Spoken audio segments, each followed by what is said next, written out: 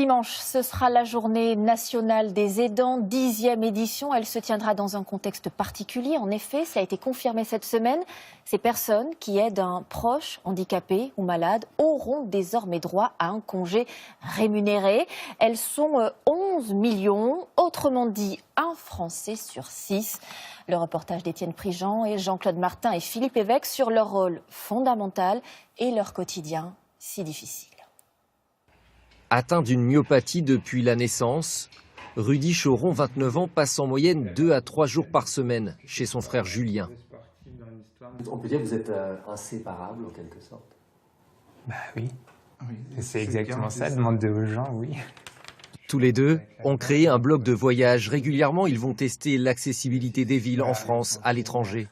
Le métro est totalement accessible en fauteuil, bah c'est super. Depuis 10 ans, Rudy se déplace en fauteuil roulant. Ses muscles sont de plus en plus faibles et son besoin d'assistance toujours plus grand. Tout ce qui est toilette, l'alimentation, l'habillage, aller au WC aussi, bien sûr. Hein. On s'occupe de tout plein de choses au quotidien et il y a une fatigue qui s'installe. Presque 2 journées en une. L'investissement est psychologique et physique.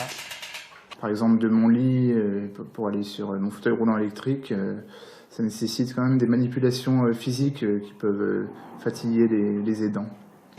Les petits riens du quotidien, comme préparer une brosse à dents, une accumulation sur la durée qui peut parfois mener à l'épuisement. Il peut arriver qu'ils prennent la forme de colère, il faut le dire, c'est humain. Il y a des fois, moi, où vraiment je peux en arriver à péter un plomb. Pas à cause de mon frère, hein, pas par rapport à cette relation. Le reste du temps, Rudy vit chez ses parents. Sa mère, qui n'a plus travaillé depuis sa naissance, touche aujourd'hui une allocation de 1 000 € par mois. Officiellement, pour 6 heures d'aide par jour. Moments de fatigue, oui, il y en a, c'est évident, c'est obligatoire. Il y a aussi des moments un peu de culpabilité aussi. Donc, je veux dire, j'ai l'habitude de faire certaines choses que je fais moins, pas plus, mais moins quand même.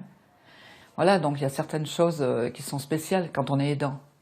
Il y a des sentiments que les autres ne vont pas avoir. D'où le besoin de souffler comme ces aidantes, qui se retrouvent 1 à 2 fois par mois. Janine Thiebaud, 84 ans, s'occupe de son mari, malade d'Alzheimer depuis 12 ans. Je n'accepte toujours pas. Je n'accepte pas la maladie. Ici, elle peut échanger, jouer, chanter. Là, on est un groupe d'amis, on a vécu les mêmes choses. Il y a du sourire. Il y a du sourire et puis elle me téléphone, elle vient me voir aussi.